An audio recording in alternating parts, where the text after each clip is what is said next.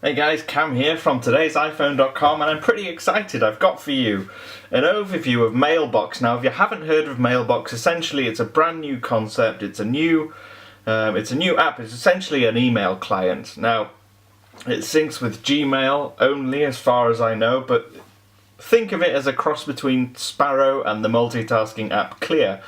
Now, you can see I've got a list of emails here. Now, what you need to do is, obviously, if you want to read them, you just touch on it and you read it. But the beauty of this app is that you can get rid of it or archive it or schedule it to remind you to read it again later, very easily with a set of really simple gestures. Now, if I slide this across, then the green tag just says that it's been read, and it will find itself in here in the archive.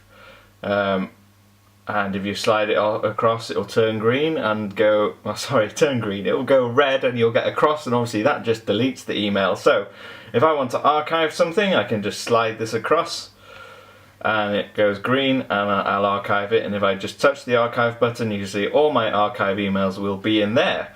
Now you can swipe them the other way.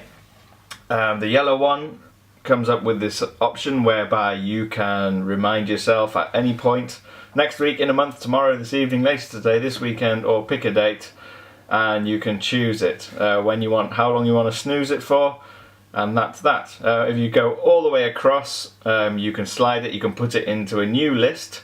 Like for instance, I get a lot of emails from PR companies, so I'll put that in the PR list. And that will find its way in there, and I can go back to it at any point just by selecting this left tab and going into my lists, and you can see what's in there. And at the moment, obviously, I've got nothing. Now, this is the rest of the menu on the left hand side. You can access your sent emails, your archive, your trash. You can go into your mailbox, which has got all your mail in it, or you can change settings. So one of the ones I changed straight away was the badge count. At one point it was showing an inbox conversion count, which means that it just showed absolutely every email that I've got in my inbox, and it was like 8,500 emails. But if you just wanted to notify you when you've got something you haven't read in there, you can do that, or you can choose not to have it shown at all. Now, there is one negative, if you hadn't already heard, with this email system.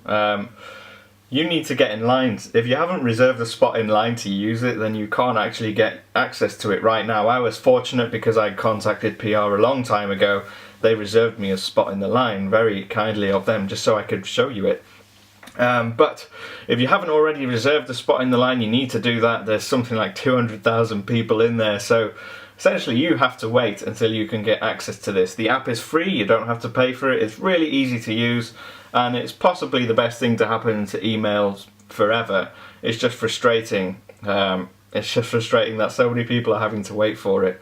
So there you go, that's Mailbox. If you like it, hit the App Store link just below and you can try it out. But again, make sure you get reserved quickly, otherwise you're going to be waiting a long time. I will see you again soon.